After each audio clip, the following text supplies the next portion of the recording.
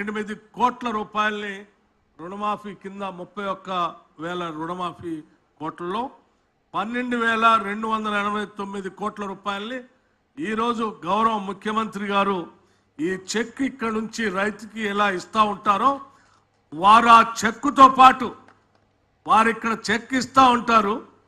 చెక్కుతో పాటు ఈ 6,190 కోట్ల రూపాయలు కూడా ఆటోమేటిక్గా మిగతా రైతులందరికీ ఇక్కడ నుంచి అకౌంట్ నుంచి ట్రాన్స్ఫర్ అవుతూ ఉంటాయి. ఇదేదో ఒక చెక్ ఇచ్చేసి ఎక్కడి నుంచి పంపిస్తున్నారని ఎవరైనా భావిస్తే పొరపాటు. ఈ ఒక్క చెక్కుతో పాటు రాష్ట్ర వ్యాప్తంగా అందరి అకౌంట్లోకి క్షణాల్లో ఇక్కడ నుంచి డబ్బులు ట్రాన్స్ఫర్ అవుతూ ఉన్నాయి. అదే ఒకసారి పెద్దలు అధ్యక్షులు చైర్మన్ గారు ఇద్దరు ఇక్కడే ఉన్నారు. ఒక్కసారి గమనంలో తీసుకోండి. ఈ రాష్ట్ర ప్రభుత్వం నాకు బాగా గుర్తు, ఆనాడు ఇప్పుడున్నటువంటి రాష్ట్ర ముఖ్యమంత్రి రేవంత్ రెడ్డి గారు ఆనాడు రాష్ట్ర కాంగ్రెస్ కమిటీ అధ్యక్షుడిగా వరంగల్ నగరానికి ఇక్కడి నుంచి పెద్దలు రాహుల్ గాంధీ గారితో పాటు ప్రయాణం చేసే కార్యక్రమంలో భాగంగా వారితో పాటు నేను కూడా అదే హెలికాప్టర్లో ప్రయాణం చేశాం సిఎల్పి లీడర్గా. వరంగల్ రైతు డిక్లరేషన్ ప్రకటించేటప్పుడు 2 లక్షల రూపాయల రుణమాఫీ అంటే ఇది సాధ్యమా, ఇది చేయగలరా, ఇది సాధ్యం కాదు. ఎందుకంటే 1 లక్ష రూపాయల రుణమాఫీ చేస్తానని చెప్పిన టీఆర్ఎస్ ప్రభుత్వం 2014 నుంచి 15 వరకు ఒకటేసారి చేయలేక 4 దఫాలుగా ఇన్స్టాల్మెంట్ చేసి ఆ 1 లక్ష రూపాయల రుణమాఫీ సంబంధించిన ఫలితాలను కూడా రైతులకి అందేటట్టు చేయలేక వడ్డీ విపరీతంగా పెరిగి విపరీతమైనటువంటి భారంలో పడినటువంటి సంగతి. అది కూడా ధనిక రాష్ట్రంగా తెలంగాణ ఆ టీఆర్ఎస్ ప్రభుత్వానికి ఒప్పచెప్తే చేయలేకపోయారు, చేయలేదు. అట్లాగే రెండోసారి 1 లక్ష రూపాయల రుణమాఫీ చేస్తా అని చెప్పి చివరి 4 సంవత్సరాలు కూడా చేయకుండా ఎన్నికలకి ముందు అరకొరగా కొద్దిగా చేసి వదిలేశారు. ఈ 2 ఉదాహరణలు దృష్టిలో పెట్టుకొని 1 లక్ష రూపాయలే ధనిక రాష్ట్రంగా ఈ రాష్ట్రానికి ఒప్పచెప్తేనే టీఆర్ఎస్ ప్రభుత్వం చేయలేక చేతులు ఎత్తేసింది.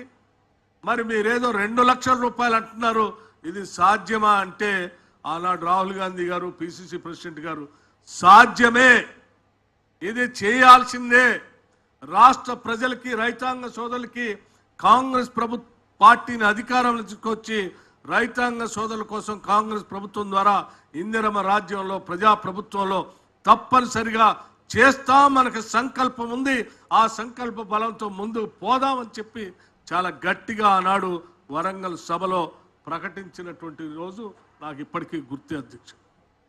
అటువంటి సంకల్పాన్ని ఈరోజు నిజం చేస్తూ కేవలం ఆగస్టు లోపల ఆనాడు పార్లమెంట్ ఎన్నికల కంటే ముందు చాలామంది 2 లక్షల రుణమాఫీ చేస్తారులే అంటే ఏదో సంవత్సరం చివరికో లేకపోతే వచ్చే సంవత్సరమో 4 సంవత్సరాలు 5 సంవత్సరాల సమయం ఉంది కదా, సరే అప్పటికల్లా చేస్తారేమో కాంగ్రెస్ వాళ్ళు అనేటువంటి ఊహల్ని పటాపంచలు చేస్తూ ఎన్నికల కంటే ముందు పార్లమెంట్ ఎన్నికల కంటే ముందు ఒక సభలో ఈ రాష్ట్ర ముఖ్యమంత్రిగా ఆగస్టు నెలకల్లా 2 లక్షల రుణమాఫీ చేస్తామని చెప్పి సవాల్ విసిరొచ్చి ఈ చేసే కార్యక్రమానికి నాంది పలికినప్పుడు కూడా ఆశ్చర్యపోయారు.